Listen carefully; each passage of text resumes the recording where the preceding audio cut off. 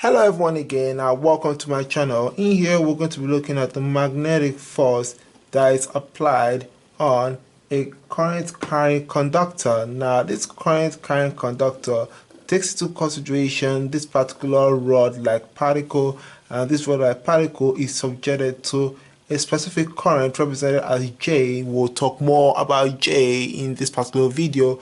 Now, as this current moves along this particular rod, we need to take also into consideration the specific charged particle that is present in this particular rod. Charged particle which is positive, moving at a specific velocity which is represented as Vd, which signifies the drift velocity. And in here we're going to be looking at how this particular composition of the drift velocity alongside that of the magnetic field that is pointing into this particular page will actually cause the force or the generation of a magnetic force in here. Now, a collection of other charged particles as you're moving along this particular rod will make this particular force to make the motor to actually turn.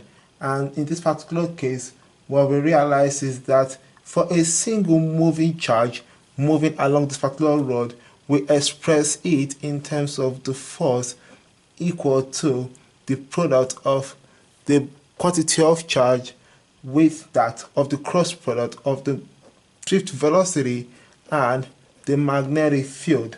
Now, in terms of a conductive wire, in this particular case, it's kind of different in a way because we need to take into consideration various interesting properties, like for example, the length of the wire, the cross section of the wire, which is actually in this particular path here, and in here we have the length of the wire, which is actually in this particular segment of our wire over here. And we need to take into consideration the drift velocity in here alongside that of the magnetic field, where the quantity of charge is represented as positive charge in this particular case, and also our drift velocity, which is represented as Vd, must be perpendicular to that of the magnetic field in order for we to generate a force. Now take note that the length of the wire is actually a vector that is representative of the direction of our current, because our current in here is not a vector, but in order for we to actually make this to be more relevant to this particular system, we need to make the length in here to be the vector determining factor for our velocity, our current in here. So let's dive into how we can be able to compile all this into a very interesting aspect, which is the total force on all moving charges in length of a conductor with the area. So in this particular case, we need to take into consideration first the number of charge divided by the volume, and this is actually representative as n. Once you're able to take note of that, first of all, our velocity here, our volume is actually equal to the area multiplied by the length. So the area and the length is actually part of the conditions in here, and we've actually introduced that into this equation. Now, for we to determine the number of charge,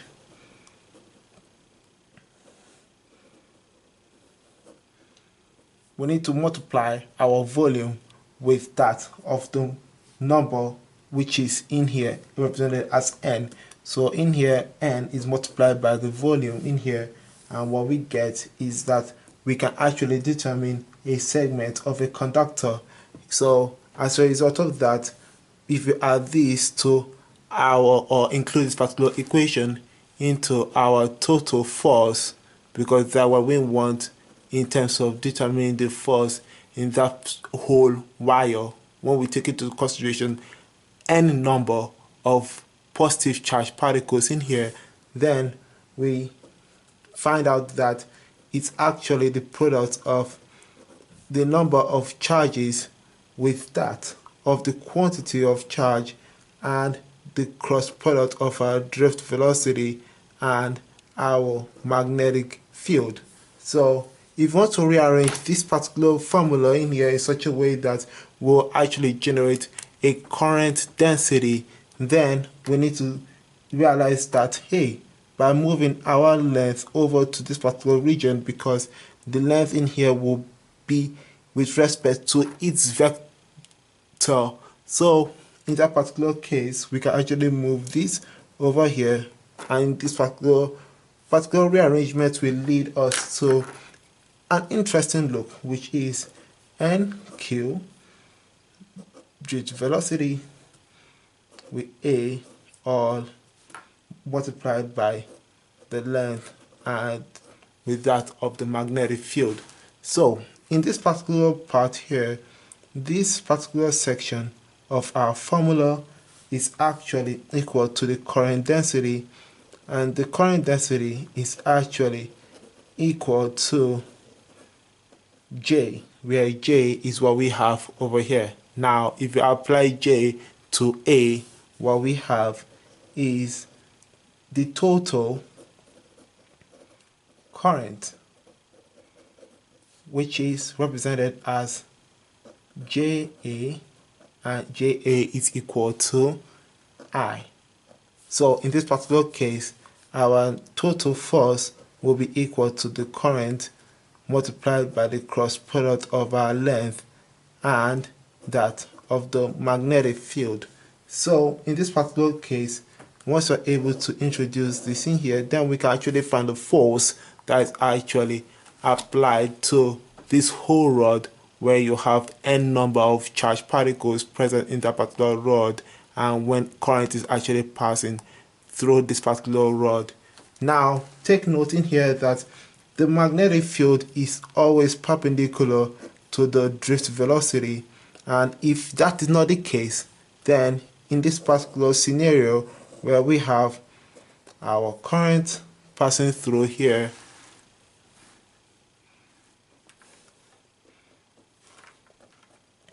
and we have our length of the rod to be in this particular part in here, then what we realize is that if our magnetic field is not perpendicular to that of the length of the rod, then we need to look at the component of our magnetic field that is perpendicular to that of the length of the rod.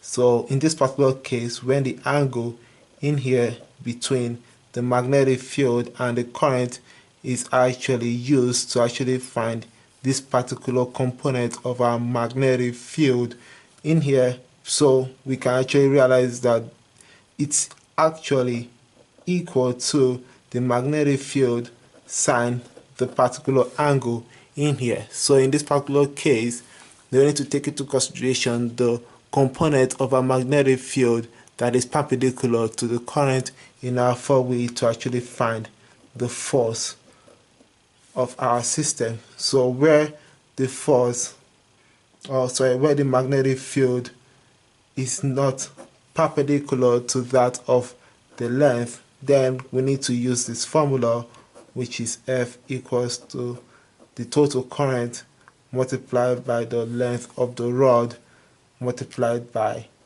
the component of our magnetic field that is perpendicular. And in this particular case, what we have is this formula in there.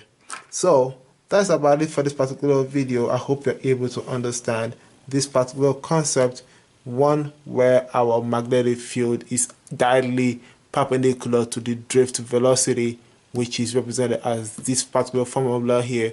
On the other side, we're looking at when it is not perpendicular to the drift velocity or the length of our particular rod. So we actually use this particular formula, and in this particular case, we actually see how we can actually apply the right-hand rule to actually determine the current density that is actually flowing in a specific rod, and how that actually influences the drift velocity and the magnetic field to produce force in this particular rod.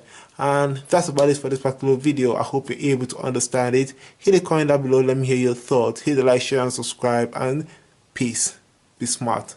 Bye.